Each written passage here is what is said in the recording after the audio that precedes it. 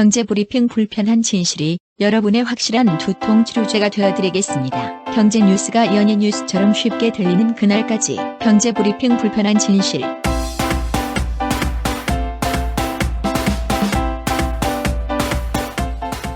경제브리핑 불편한 진실 12월 8일 순서 시작하겠습니다. 저희가 어제도 전해드렸었는데요. 주진영 전 한화투자증권 대표, 이분이 박근혜 최순실 게이트 국정조사에서 아주 소신 발언으로 눈길을 끌고 계시잖아요. 네. 그런데 페이스북에 더 멋진 글을 남겨놓으셨어. 네.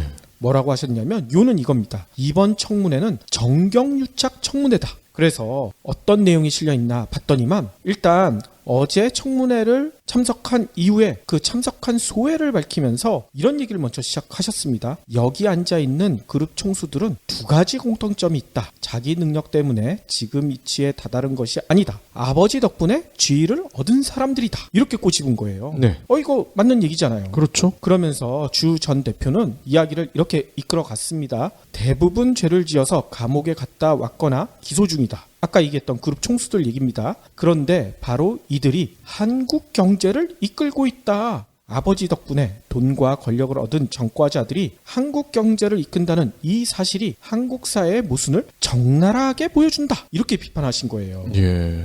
전곡을 찔렀네요. 그렇죠. 그러면서 주 전 대표는 이런 지적도 했습니다. 국민들은 이들을 최순실 게이트의 공범자라고 생각한다. 그러나 사실 어떤 의미에서는 이들은 공범이 아니라 주범이다. 이렇게 얘기하신 거예요. 그러면서 그 이유에 대해서 정경유착의 토대가 있었기 때문에 최순실도 가능한 것이다. 초법적인 재벌은 항시적 몸통이고 최순실은 지나가다 걸리는 파리에 가깝다. 그러면서 이 재벌들은 자기들을 피해자라고 생각하고 주장한다. 이런 말씀을 남기셨어요. 예. 팔이 비유 좋네요. 그러니까 최순실이 팔이다. 너무 멋진 표현인 것 같아요. 팔이 치고 너무 거대한데? 그러면서 주 전 대표가 이런 정경유착이 사라지지 않는 이유에 대해서도 설명하셨거든요. 뭐라고 하셨나 봤더니만 재산과 경영권을 세금 한 푼 안 내고 세습하고 싶어 하기 때문이다. 이 탐욕을 버리지 못하면 아마 여기 온 분들의 자손은 30년 후에 또 감옥에 가거나 이런 자리에 나올 것이다. 그런 일이 정말 벌어진다면 그것은 이 재벌 총수들 일가 이 그들뿐만 아니라 우리 모두에게 불행한 일이다. 구구절절 맞는 말씀인 것 같아요. 실제로 제드래곤 아빠, 할아버지 3대가 다 연루가 돼 있잖아요. 그렇죠. 그래서 진짜 저는 이 글을 보면서 주 전 대표의 주장처럼 이번 기회에 지긋지긋한 정경유착의 악습을 뿌리부터 뽑아내서 박근혜 최순실 게이트 같은 불행한 일이 다시는 반복되지 않도록 우리가 힘을 합쳐야 되지 않을까 이런 생각이 듭니다. 네. 한번 부언을 하자면은요. 이제 제 드래곤의 할아버지죠. 이병철 회장이 사카린을 밀수하다가 크게 곤욕을 치렀죠? 그렇죠. 근데 이게 가정사로 또 비화가 됩니다. 이병철이 이거 내부 밀고자가 있는데 해서 지목한 사람이 바로 장남이죠. 그렇죠.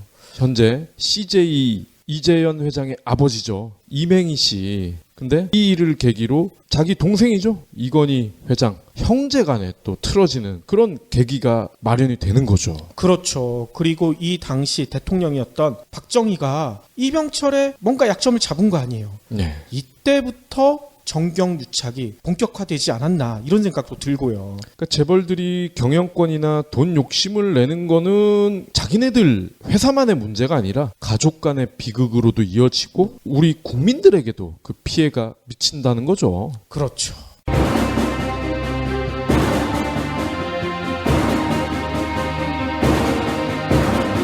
어느 날 갑자기 400억 원의 빚을 지게 된다면 어떤 생각이 들까요? 겨우 36살의 나이에 엄청난 빚을 지게 된 한 남자가 빚을 갚아 나간 장장 16년간의 세월을 책으로 썼는데요. 소설보다 가혹한 현실에 많은 독자들이 눈물을 흘렸다고 합니다. 중소기업 사장님, 예비 창업자, 지금 최악이다! 이렇게 생각하는 분들이 자신의 인생을 들여다보고 용기를 얻었으면 하는 바람에서 저자분은 이 책을 썼다고 합니다.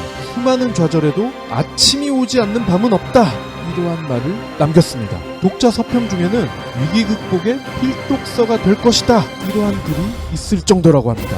자세한 이야기는 어느 날 400억 원의 빚을 진 남자에서 만나실 수 있습니다. 도서출판 한빛 빚. 그러면 오늘 꼭 챙겨야 할 경제 브리핑. 지난 5일 저희가 방송을 통해서요, 박근혜가 하야놀이하고 있다. 그런데 그 틈을 타서 중국이 한국 경제를 샌드백처럼 치고 있다. 이런 소식을 전해드렸잖아요. 네. 이거를 증명하는 기사가 나왔어. 8일 서울신문이 보도한 내용인데요. 중국 관광객인 유커 있죠. 유커가 거짓말처럼 사라져버렸다. 싹 없어졌다는 얘기예요. 네. 그래서 유커를 상대로 장사를 했던 명동과 동대문 상인들이 울상을 짓고 있다. 이렇게 보도를 했습니다. 이 서울신문에 나온 내용을 보니까요, 동대문에서 25년째 의류업에 종사하는 이상욱 씨가 이런 얘기를 했대요. 지난해 이맘때에 비해 매출이 35%나 떨어졌다. 산전수전을 다 겪었다고 자부했는데 요즘에는 겁이 날 정도다. 이런 분위기가 내년 봄까지 계속된다면 동대문에 살아남을 가게가 없을 것이다. 이렇게 얘기를 하더라고요. 정말 심각하군요. 그렇죠. 그러면서 이 씨는 이야기를 덧붙였어요. 친한 중국 상인들이 중국에서 반한 감정이 심해져 있다고 전하고 있다. 특히 한일 군사 정보 보호 협정을 두고는 박근혜가 시진핑 등에 칼을 꽂았다. 이렇게 과격한 표현을 할 정도로 화를 냈다. 이런 얘기까지 덧붙였다고 합니다. 네. 뿐만 아니에요. 명동 상인들도요, 중국인 관광객 감소세로 울상이라고 하는데요. 한국관광공사에 따르면요, 중국인 관광객이 지난번에 한번 전해드렸었죠. 7월에 비해 10월에 24.8%나 줄어들었대요. 4분의 1 토막이 날아갔다는 얘기인 거죠. 그런데 문제는 일반 매장보다 노점의 피해가 더 크다는 게 문제라는 겁니다. 이 서울신문에 노점상 김영모 씨가 전한 바에 따르면요, 손님의 80%가 중국이었는데 최근에는 매출이 40%쯤 감소했다. 이런 얘기를 했대요. 네. 이런 분위기가 여기에만 그치지가 않죠. 여행업계 관계자는요, 현지에서는 중국 정부가 한국 관광 금지령을 내렸다는 소문이 돌고 있어서 확인 중인데 실제 정치적 문제가 원인이라면 한중 관계가 좋아지기 전에는 중국인 관광객이 늘어나기 어려울 것으로 보인다. 이렇게 한숨을 내쉬었다고 합니다. 진짜 이거 보면 전에도 전해드렸듯이 박근혜 탄핵 이게 일주일 늦어지면서 한국 경제가 1년은 더 후퇴한 것 같아. 네. 어쨌건 내일이잖아요. 내일 좋은 결과가 있길 기대해 봅니다.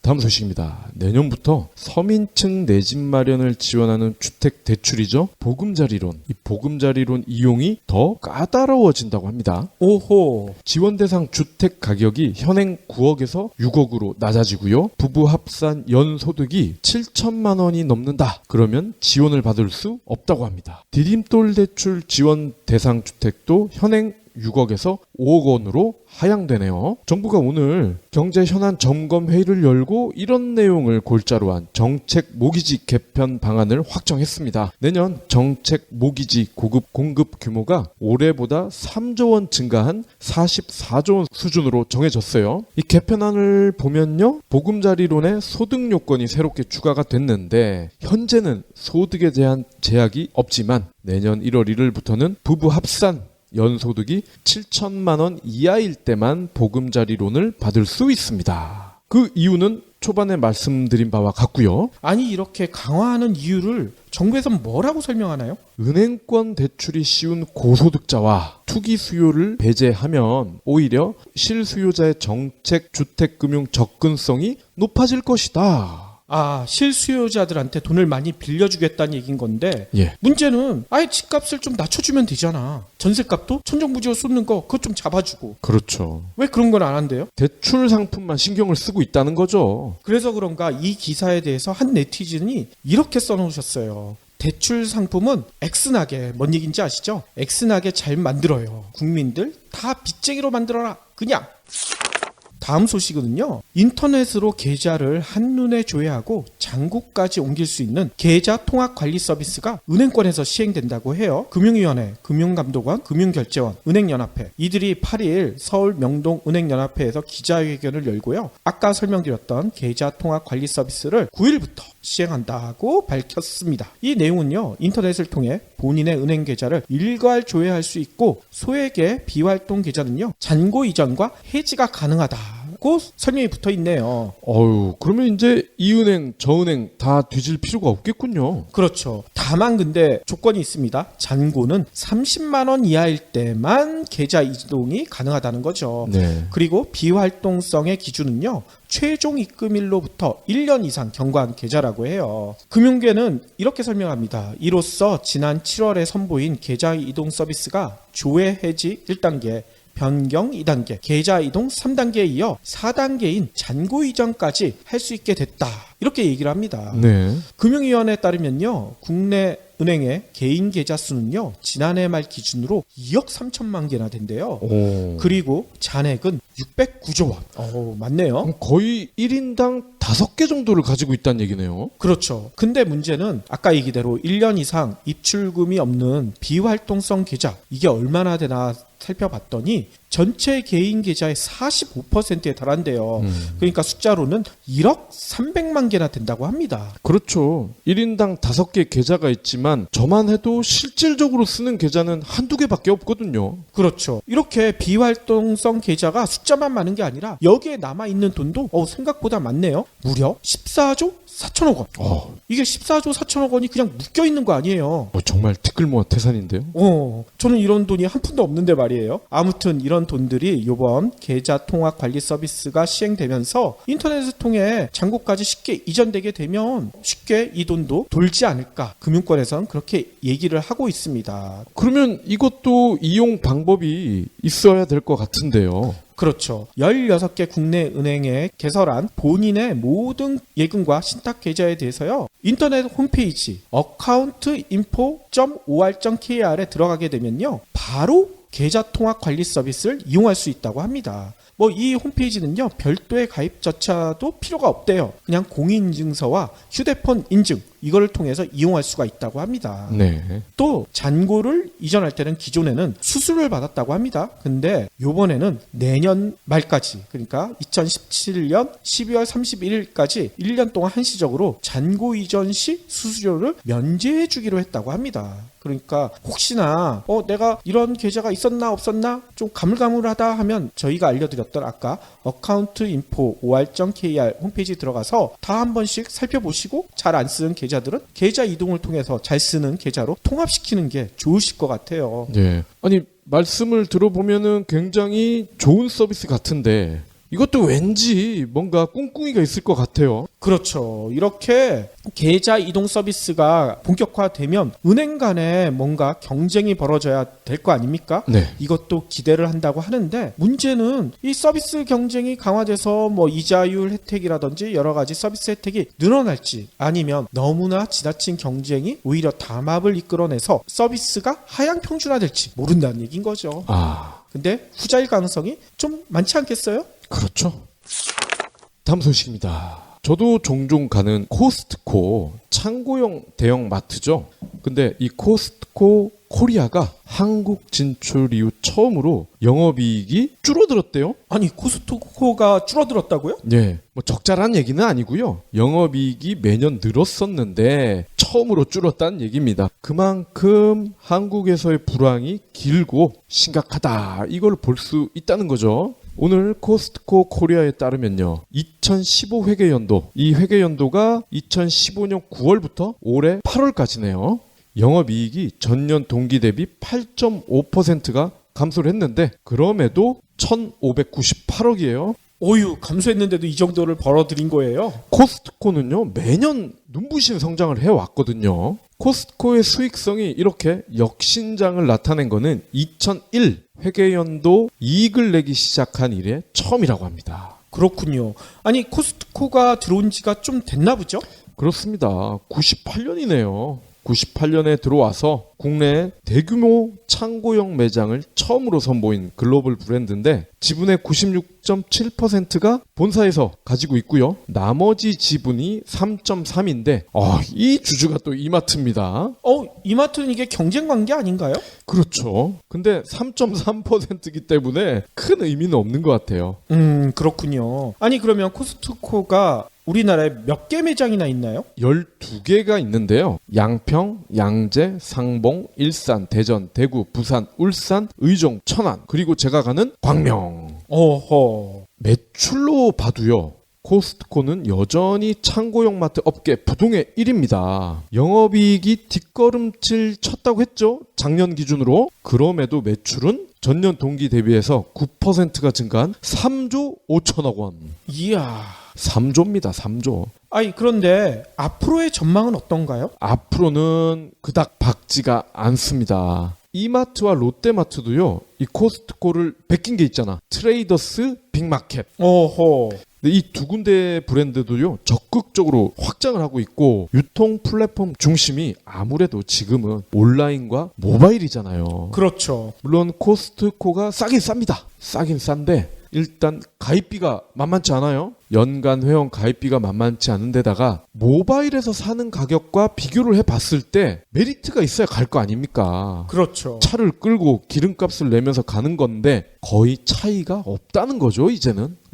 그렇군요. 아니 천하의 코스트코가 한국에서 이렇게 장사를 못한다는 게 좀 의외네요. 그런 면도 있을 것 같아요. 예전에 들어왔던 까르푸 이런 데도 벌써 퇴출됐잖아요. 그렇죠. 근데 왜 그럴까? 가만히 보면은 항상 우리 옥시 때도 기억나실 겁니다. 이거 팔지 마 그랬는데 이마트에서는 뻔뻔하게 그걸 팔고 있잖아. 그렇죠. 이런 걸 보면은 국내 업체들이 법을 너무 잘 무시하고 또 정부에서도 크게 페널티를 안 주고, 이 얘기는 뭡니까? 외국 업체 입장에서는 상대적으로 더 피해를 볼 수가 있다는 거죠. 그렇군요.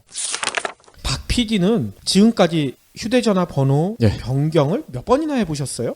저는 제가 지금 쓰는 번호가 10년이 넘은 것 같아요. 그쵸. 저도 처음 전화번호가 016으로 시작하던 게 010으로 바뀔 때 이건 번호 이동도 아니죠. 숫자 하나 더 붙은 그게 한 번밖에 없었는데 왜 이런 법을 만드는지 모르겠네요. 내년부터 이동전화 번호 변경이요. 분기당 2회 이렇게 제한이 된대요. 이렇게 분기당 2회니까 1년 동안 8번까지만 번호를 바꿀 수 있다고 합니다. 이게 제한 맞아요? 제한이래요. 8번이나 바꾸는 사람이 있나? 이 내용은요. 미래창조과학부와 이동통신업계가 밝혔는데요. 현재도 한 달에 2번까지 이동전화 번호 변경이 허용되어 있는 상태라고 합니다. 네.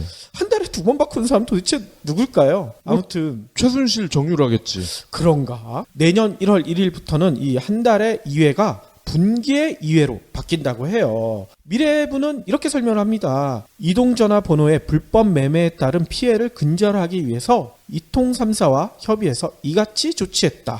따라서 SKT, KT, LGU+ 이런 이통 3사는요. 이용약관에 아까 설명드렸던 변경 내용을 반영할 예정이라고 해요. 다만 단말기를 분실하거나 또 스토킹 등 신변상 이유로 번호 변경이 불가피한 경우도 있잖아요. 이럴 때는 횟수 제한을 받지 않는다고 해요. 네.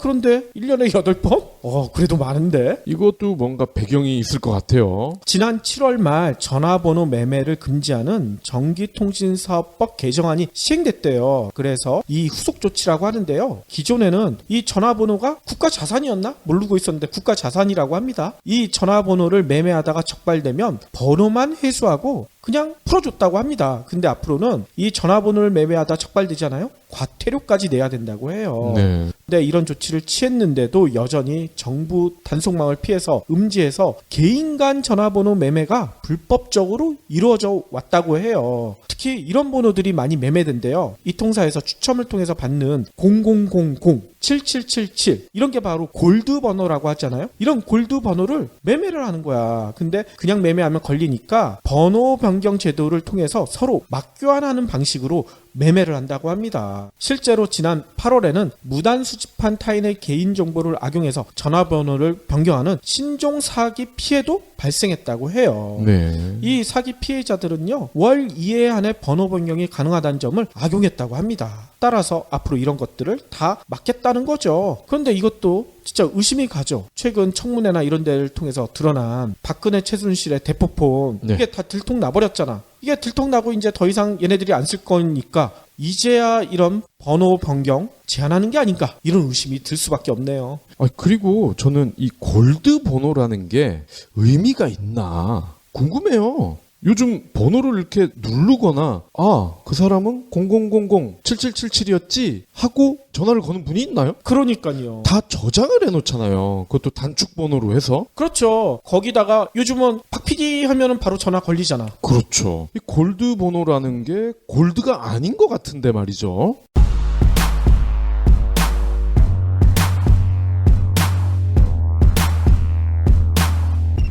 영화 예매 앱으로 하죠. 항공편은 최저가 검색 사이트가 있죠. 요즘은 탑승 수속도, 햄버거 주문도 터치스크린으로 직접 할 수 있어요. 그런데 말입니다. 오히려 너무 많은 일을 스스로 해야 하는 것 같지 않나요? 검색, 가격 비교, 예매, 보안 프로그램 내려받기, 소프트웨어 업데이트, 비밀번호 변경하는데 한 푼이라도 대가를 받나요? 세상은 분명 더 편리해진 것 같은데 왜 자유시간은 줄어들까요? 바쁜 현대인의 삶을 더욱 분주하게 하는 그림자 노동을 둘러싼 불편한 진실이 그림자 노동의 역습에서 밝혀집니다. 대가 없이 당신에게 떠넘겨진 보이지 않는 일들, 그림자 노동의 역습, 도서 출판 민음사.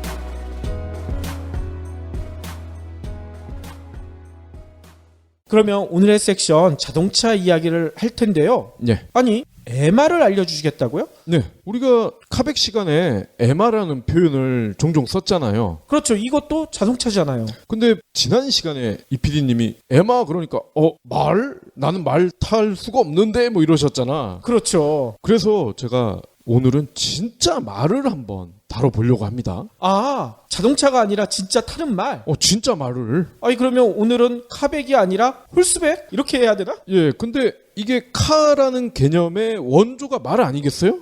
그렇긴 네, 하죠. 네. 근데 제가 말을 다뤄봐야 되겠다라고 생각을 한 거는 장시호 덕입니다. 장시호가 어제 청문회 나온 그 사람 얘기하는 거 맞죠? 그렇죠. 어제 청문회를 보다가 이 녀석이 이런 얘기를 하는 거야. 실력으로 연세대에 입학했다. 그러니까 이 장시호의 성적표가 다 만천하에 공개가 됐는데 실력이래. 고교 성적이 거의 올가였잖아요. 그렇죠. 양도 별로 없더라고. 이거는 어린이들 빼고 거의 모든 국민이 다 알고 있는 건데 뻔뻔하게 내 실력으로 연세대에 입학했다고 생각한다. 이런 얘기를 하는 거죠. 그래서 장시호가 승마체육 특기자로 입학을 했단 말이죠. 그러면 도대체 정유라도 그렇고 장시호도 그렇고 승마 이게 뭐길래 이렇게 명문대를 이런 공부도 지지리도 못하는 애들이 자기 실력으로 입학했다고 떠들 정도로 이슈가 될 수가 있는 건지 궁금하잖아요. 진짜 이거 궁금해요. 순실이 딸 유라 이 이름을 또 바꿨더만 유연으로.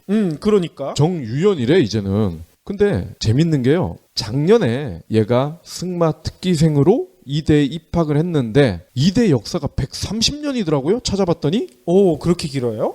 130년 역사에서 유라가 처음이래. 승마 특기생으로 들어온 학생이. 어허. 근데 더 재밌는 거는요. 이대에서 원래 체육 특기생 뽑는 제도가 있긴 했는데 그 특기생 분야 중에 승마는 없었다는 겁니다. 그러다가 2015년 그러니까 유라가 들어가는 그 해 처음 들어갔다는 겁니다. 이 종목으로. 그러니까 순실이를 기준으로 했을 때 조카와 딸이 모두 말을 탔고 얘들 둘이 공부도 지지리도 못했는데 결과적으로는 쉽게 명문대에 입학을 했잖아. 그렇죠. 이쯤 되면 김기춘이 봐도 특혜가 맞는 것 같습니다 라고 하지 않을까. 아유, 김기춘 눈구렁이는 절대 그렇게는 대답 안 할 거예요. 그럼 실력이라고 그러려나? 그럴 거예요. 자, 그래서 제가 시호와 유라가 했던 승마 간략하게 살펴보도록 하겠습니다. 제가 이렇게 승마를 살피게 된 것도 어떻게 보면은 이 승마라는 게 일반인들에게는 넘사벽이기 때문입니다. 그렇죠. 저도 말 타본 게 제주도 놀러 가서 잠깐 이렇게 타는 거 있잖아요. 그쵸? 그거 말고는 없어요. 그것도 비싸잖아요. 그렇지. 감히 어떻게 승마를 해보겠다는 생각을 하겠어요. 그래서 저는 오락실에 진짜 말 모양 갖다 놓고 이렇게 승마 비슷한 네. 체험할 수 있는 게 있거든요. 네. 그거는 몇 번 해봤어요. 저는 백화점 가전 매장 가니까 이게 있더라고. 승마 승마하는 게 예, 말은 아니고요. 의자같이 생긴 건데 이게 왔다 갔다 하면서 허리 근육을 키워준대. 그러면서 팔더라고요. 근데 사실 일반인들은 기껏해야 과천 경마장에서 배팅하는 수준 아닙니까? 이마저도 마니아가 아닌 이상은 딴 나라 얘기죠. 아이 그렇죠. 이 경마장 잘못 들었다가는 패가망신하잖아. 네. 근데 그럴 수밖에 없는 이유가 있습니다. 유라가 탔던 말이 10억이래. 아니 말이? 말이 10억입니다. 근데 이게 말이 돼? 예, 말이 됩니다. 근데 이 말이 그렇다고 특 A급이 아니래. 아니 그러면 특 A급은 얼마나 비싼 거예요? 예, 그래서 제가 이 분야 전문가들의 얘기를 들어봤더니 100억 원이 넘는 말이 적지 않다고 하네요. 아니 말값이 왜 이렇게 비싸요? 왜냐면요, 얘들은 아무래도 경마 이런 데 특화된 애들인 거죠. 잘 달리면은 곧 그게 돈 아닙니까? 그렇죠. 예, 그래서 잘 달리는 애도 그렇고요. 이 잘 달리는 애가 종마 역할을 하는 경우에는 가격이 더 뛰는 거죠. 종마는 그러니까 씨 수말이는 거죠. 씨 수말. 그러니까 좋은 말을 잉태할 수 있도록 도와주는 순놈이란 얘기인 겁니다. 와 그래도 이건 너무 상상을 초월하는 숫자인데요? 예, 그래서 유라가 탔던 말은 준명마 정도로 분류가 된다고 하네요. 하하. 물론 1,000만 원 단위의 말도 있다고 해요. 그런데 이렇게 1억 미만의 말이 적지 않지만 이런 말을 타면은 성적이 잘 나올 수가 없다는 거죠. 그렇죠. 그럼에도 이런 말도 일반인 입장에서는 초고가 아닙니까? 아니 그러니까 말이 1억 원이면 이거 장난 아니네. 게다가요, 말은 생명체이기 때문에 사람이 길러줘야 돼. 매일 풀, 사료 줘야죠. 똥도 치워줘야 되죠. 그리고 석 달에 2번 정도 편자도 갈아줘야 된대요. 아, 이 편자를 한 번 달면은 영원히 가는 게 아니라 이게 석 달마다 갈아주는 거예요? 예, 석 달에 2번이라고 합니다. 2번, 한 예. 번도 아니고. 예. 근데 이것도 전문가가 아니면 못 갈죠. 그러면 전문가를 써야 된다는 얘기는 인건비가 비싸겠죠. 오, 그렇죠. 예. 인건비 빼고 이렇게 먹고 싸고 갈아주는 데만 200만 원이 들어간다고 합니다. 아이고. 마리당. 당연히 말 관리하시는 분, 수의사분 이런 분들 인건비는 포함되지 않았습니다. 사람들 인건비가 들어가면은 토탈 억대라고 합니다. 아, 연간 기준입니다. 얘가 죽을 때까지가 아니라 연간. 게다가 말을 타는 사람들은요, 보통은 한 마리만 타진 않는데요. 오이? 그래요? 2-3마리 이상 같이 탄다고 합니다. 결국 우리 아이에게 승마를 시켜서 명문대에 집어넣어야 되겠다 이런 분들이 있다면은 정유라나 장시호를 보고서 아, 이런 방법이 있었구나. 조건이 있습니다. 매년 3억에서 5억 원 이상 쓸 수 있어야 됩니다. 아니, 한 번이 아니라 매년? 매년. 감당할 수 있겠습니까? 어휴, 이걸 누가 감당해요?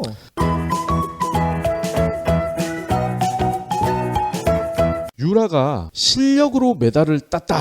뭐 이게 엄마의 돈 실력인지 뭔지 모르겠어요. 하여튼 실력으로 땄다고 우기니까. 그래서 제가 승마 경기 방식을 또 알아봤는데 크게 2종목입니다. 길이 60m, 너비 20m의 직사각형. 이거를 마장이라고 하더라고요. 그러니까 말이 노는 장이라는 뜻이겠죠? 그래서 여기에서 말을 다루는 기술을 채점하는 게 마장 마술입니다. 그러니까 마장 안에서 말을 다루는 기술이다. 이거를 4글자로 줄인 게 마장 마술인 거죠. 저는 예전에 TV 볼 때 뭐 마장 마술 그러길래 아 무슨 뭐 마장동에서 마술을 하나 그런 줄 알았는데 이게 4글자의 줄임말이었던 거죠. 그리고요 장애물을 뛰어넘는 비월이라는 종목이 있다는 거죠. 그렇죠. 아니 근데 저는 승마하면 이렇게 장애물 뛰어넘는 것만 있는 줄 알았더니 마장 마술도 있군요. 그렇습니다. 그런데 이 마장 마술이라는 게 연하가 했던 스케이트나 체조와 비슷한 거야. 그러니까 심사를 하는 분들이 주관적으로 점수를 줄 수가 있다는 겁니다. 비월 같은 경우는요, 장애물을 뛰어넘는 거기 때문에 이거는 주관적인 게 있을 수가 없죠. 말이 자빠진다든지 장애물에 걸린다든지 이건 바로 감점이 되기 때문에 시시비비를 따질 계제가 아닌데 마장마술 같은 경우는 심사위원이 점수를 주관적으로 줄 수가 있다는 거죠. 아니 근데 김연아 선수가 금메달 딴 게 주관적이지는 않을 것 같은데요? 근데요, 연하가 마지막으로 출연했던 올림픽을 생각하시면은 바로 공감을 하실 거예요. 아 맞아. 소치 올림픽 때 맞아. 그거 보니까 주관적인 거가 맞네. 누가 봐도 연하가 더 잘했잖아. 그렇죠. 근데 러시아의 어디 듣보잡애가 결국 금메달을 따지 않았습니까? 맞습니다. 그러면서 여러 외신에서도 대서특필했죠. 그렇죠. 진정한 챔피언은 김연아다. 다만 메달을 못 땄을 뿐이다. 이렇게 얘기를 했잖아. 스포츠 역사상 가장 지저분한 심판이었다. 뭐 이런 기사가 굉장히 많이 나왔었죠. 그렇군요. 아니나 다를까 이 마장 마술이라는 게요. 정해진 시간 안에 이런 거라는 거예요. 원을 그리고 지그재그로 걷고 갑자기 멈추고 뒤로 걷고 돌고 그런데 이런 거를 할 때 말과 사람이 얼마나 하나가 되느냐 이거를 본다는 겁니다. 아니 근데 지금 박 PD가 얘기한 거를 들어보면 이건 사람이 할 게 별로 없는데 그냥 말이 다 하는 거 아니에요? 맞습니다. 그래서요 명마가 중요한 건데 실제 이 바닥에서는 마칠기삼이란 말이 있어요. 이건 뭔 얘기예요? 말이 70% 기술은 30%다. 한마디로 사람의 역할은 30%밖에 안 된다는 얘기네요? 즉 엄마가 돈이 많으면 성적이 좋아진다 그런 얘기입니다. 유라가 2등을 했는데 우겨서 1등 했다는 얘기 들어보셨죠? 뉴스에서 장난이 아니게 나왔었죠? 예. 그나마 2등을 한 거는 10억 원짜리 말 덕이고 우겨서라도 1등을 했던 건 결국 자의적, 주관적 판단이 가능했던 마장마술 평가의 특성 때문이었던 거죠. 그렇군요. 가장 큰 문제는 승마가 명문대 입학의 지름길이라는 겁니다. 아니 어떻게 지름길이 될 수가 있어요? 이 지름길이 누구나 갈 수 있는 자격이 주어진다면은 문제가 되지 않습니다. 그런데 현실은 상위 0.0000001%만 가능하다는 게 그게 비극이라는 거죠. 앞서 말씀드린 말 구입비, 유지비, 인건비 기억나시죠? 즉 기여 입학제가 없는 한국에서 사실상 이 역할을 하는 게 바로 승마체육 특기생 입학 제도라고 보시면 됩니다. 2014년 국정감사에서 나온 2012년에서 2014년 62개 대학 체육 특기생 입학 경쟁률 자료를 제가 봤더니 1대1 이하인 곳이 무려 67.5%에 달합니다. 아니 경쟁률이 1대1 이하면 지원만 하면 다 합격이란 얘기 아니에요? 그렇죠. 그리고 우리가 생각할 때 대학 입학 경쟁률이 최소한 1대1 이런 데 보셨어요? 아니 거의 없죠. 그런데 여기는 미달이야 하물며 비율도 67.5%. 왜 그럴까요? 바로 승마와 같은 귀족 스포츠 때문입니다. 하고 싶어도 돈이 없어서 못해. 그렇죠. 결국 금수저밖에 못하고 그 금수저의 자식들만 이렇게 명문대에 쉽게 프리패스를 한다는 겁니다. 재밌는 게 또 있습니다. 이들 체육 특기생이요. 입학과 동시에 전공을 바꾼대. 그리고 입학을 해놓고 해외 명문대로 유학을 간다는 겁니다. 오호. 이 유학을 갈 때도요. 국내에 어떤 대학을 다니고 있느냐에 따라서 입학과 거절이 또 갈린다고 하네요. 그렇죠. 그러니까 얘들은 학벌 세탁도 한다는 얘기입니다. 체육 특기자 전형이 나쁘다는 게 아닙니다. 체육 특기자 전형은 뛰어난 스포츠 재능을 지닌 학생을 뽑기 위한 제도잖아요. 그렇죠. 그렇기 때문에 이 제도 자체는 훌륭합니다. 태환이나 연하같이 진짜 선수들에게는 굉장히 좋은 제도 아닙니까? 그렇죠. 근데 시오나 유라처럼 이런 가짜 같은 애들 때문에 문제라는 겁니다. 재밌는 게 또 있어요. 시오 유라 사촌 자매 전에도 말로 꿈을 이룬 청춘들이 꽤 있더라고. 도대체 누구예요? 전두환의 동생 정경환 기억나십니까? 누군지 알죠. 이 아저씨가 새마을운동협회 총재를 했었어요. 그렇죠. 전두환이랑 거의 똑같이 생겼더라고. 그래서요. 그 당시에는 뭐 전두환 대통령 사진을 걸어놓은 집도 있었지만 이 정경환 새마을운동협회 총재 사진을 단체 사진을 찍어놓은 집들이 꽤 있었단 말이죠. 근데 이 정경환의 아들이 고려대 승마 특기생으로 입학을 했다. 이러한 의혹을 강하게 사고 있죠. 어허. 의혹이 나온 결정적 이유가 되게 웃겨. 바로 이 친구의 덩치입니다. 덩치. 아니 덩치랑 무슨 상관이 있어요? 통상 승마 특기생들은요. 남자라 하더라도 몸무게가 50kg 정도래. 말을 타야 되니까. 기수들 보면 아시죠? 그렇죠. 날씬하잖아요. 근데 이 친구는 거의 100kg이었대. 몸무게가. 아니 그러면 이 친구 태우는 말은 뭔 고생이야. 이 말을 견딜 수가 있나요? 그래서 하다못해 당시 고대생들이 어이가 없어가지고 학교 측에 해명을 요구했대. 근데 학교 측의 답변이 아주 가관입니다. 고대에서 막걸리 먹으면 1, 2년 안에 그 정도는 찐다. 아니 그러면 고대생들은 다 100kg가 된다는 얘기예요? 막걸리 먹고 파전 먹으면 1, 2년 정도면은 100kg가 된대. 그리고요, 미스코리아 출신 전 아나운서죠, 한성주 씨. 한성주 역시 고려대 승마 특기생으로 입학을 했는데 훗날 승마 선수 경력 자체가 허위라는 의혹에 휩싸입니다. 오호. 좀 더 뒤져봤더니 한성주의 집안이 부산에서도 알아주는 사학재단이더라고요. 아하. 돈은 많았겠죠? 딴 건 몰라도. 그렇다면 돈이 많은 국내 재벌 그룹도 승마를 사랑했을 것이다. 자연스레 추측이 나오잖아요. 그렇죠. 아니나 다를까 역시나더군요. 무엇보다 하나그룹을 빼놓을 수가 없습니다. 아, 하나는 예전부터 유명했죠. 이 말사랑 하면 하나인데 하나그룹의 창업주, 그러니까 현 김승현 회장의 아버지죠. 김종희 하나그룹 창업주가요, 1950년대부터 여기 서울 수송동에 경찰 김하대의 승마 클럽이 있었대요. 이름이 금안회. 금안회에서 승마를 즐겼다고 합니다. 오호. 그리고요, 64년에 도쿄에서 올림픽이 열렸잖아. 근데 이때 한국 국가대표팀이, 승마 대표팀이죠, 말이 없어서 올림픽에 못 나가고 있었대. 근데 보다 못한 김종희 회장이 야, 내가 사줄게 하고 자비로 외국에서 말을 사와서 선수들한테 줬다는 거예요. 그렇군요. 아니 근데 말이 없어서 출전하지 못하는 그 승마 선수들은 뭘 가지고 연습을 했을까요? 듣고 보니 궁금하네요. 그런데 이제 아빠가 이런 걸 보니까 아들도 뭔가 따라하려고 하지 않겠습니까? 그렇죠. 김승현 현 하나 회장도요, 승마를 좋아하는데 그도 아버지처럼 말 7마리를 상무에 기증했대. 7마리나? 7마리를. 이야.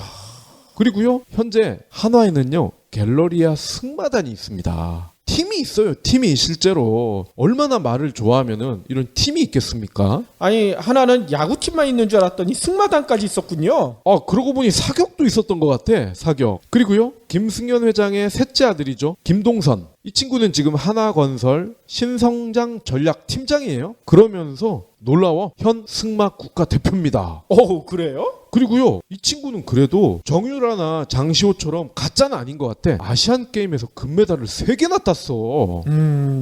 이거 아시안게임에서 금메달을 땄다는 거는 그래도 좀 인정해줘야 되는 거 아니에요? 아, 근데 뭐 제가 알기로는 아시안 게임에 승마 출전 선수가 몇 명 안 된다고 들었거든요. 아, 그래요? 몽골에서 많이 나올 것 같은데. 아이. 자, 그리고 차 하면 떠오르는 재벌이 있죠. 바로 삼성의 이건희 회장인데, 이 회장이 80년대 중반에 교통사고를 크게 당한 적이 있거든요. 근데 이때 주치의가 승마를 타면 치료에 좋다, 이런 얘기를 했어요.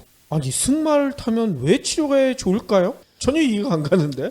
말을 타보셨다며, 관광지에서. 그렇죠. 말을 타면요, 나의 의지와 관계없이 허리와 척추가 앞, 뒤 운동을 한단 말이에요. 왕복 운동을. 그러면서 허벅지도 힘이 딱 가해지죠. 그러면서 전체적으로 상체와 하체가 단단해집니다.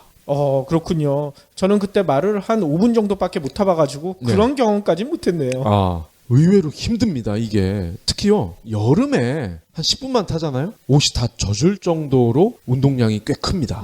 땀이 많이 난다는 얘기군요. 말의 움직임에 내 몸을 맡겨야 되다 보니 나도 같이 움직이게 되거든요. 그래서일까요? 말 따봉! 88년에 국내 최초 실업 승마단인 삼성물산 승마단을 창단합니다. 삼성물산 승마단은 이후에 1996년 삼성전자 승마단으로 소속을 바꿨다가 2010년에 해체를 했습니다. 자, 근데 놀라운 거는요, 저도 처음 알았어요. 그의 아들인 제 드래곤도 승마 선수였대. 그래요? 제 드래곤이 나한테 이런 얘기는 안 해줬는데. 서울대를 다녔잖아요. 이때 아시아 선수권 승마대회 국가대표로 나갔대. 제드래곤도 국가대표였어. 아니 그러면 제드래곤도 서울대 특기생으로 입학한 거예요? 아닙니다. 서울대는 승마 특기 입학생이 없고요. 서울대는 그래도 정식으로 들어간 것 같아요.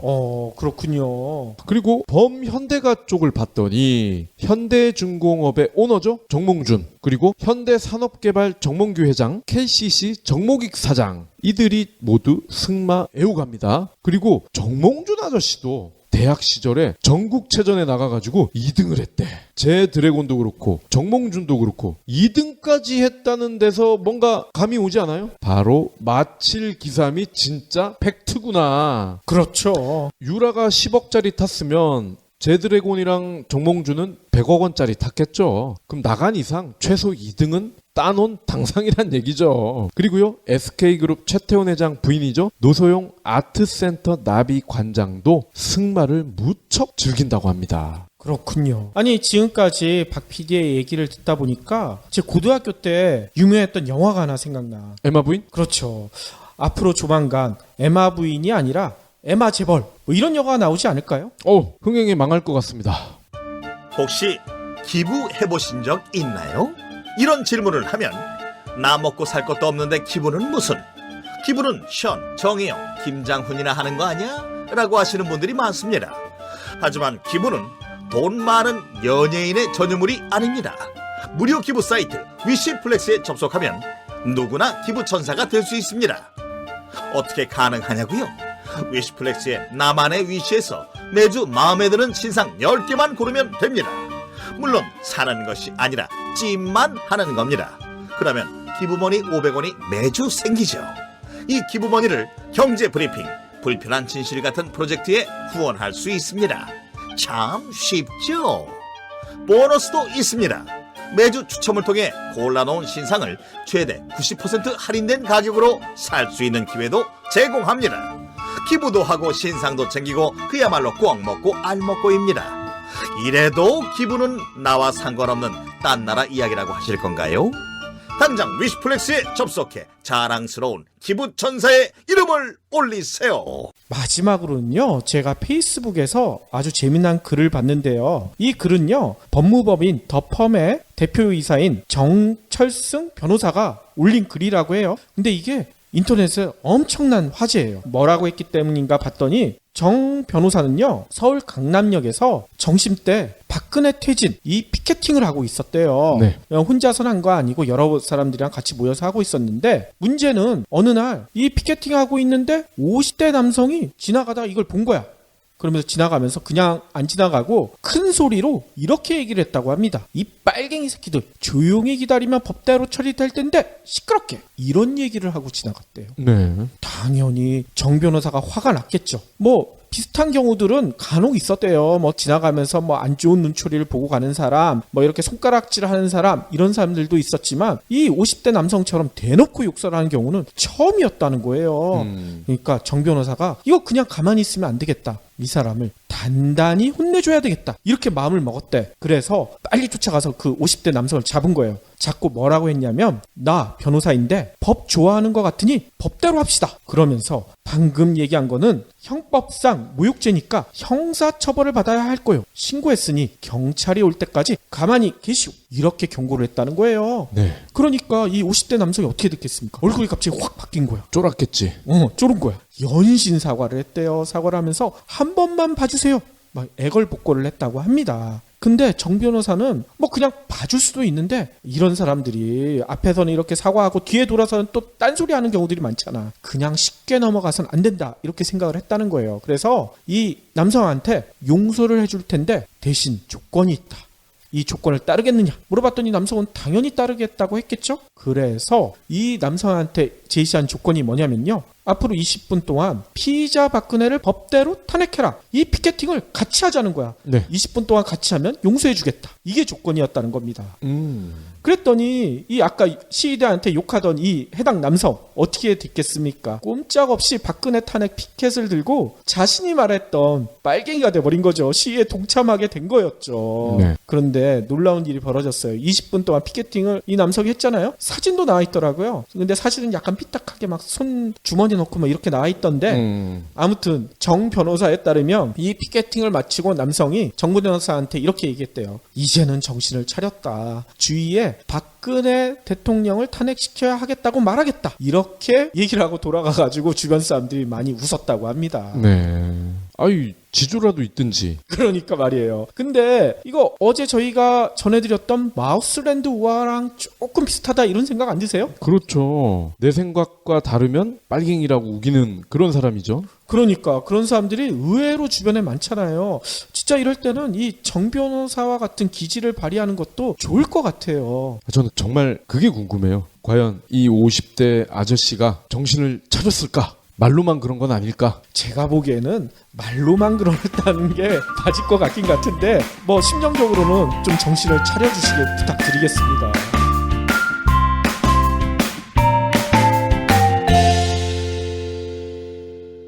경제브리핑 불편한 진실 완수해주셔서 감사합니다.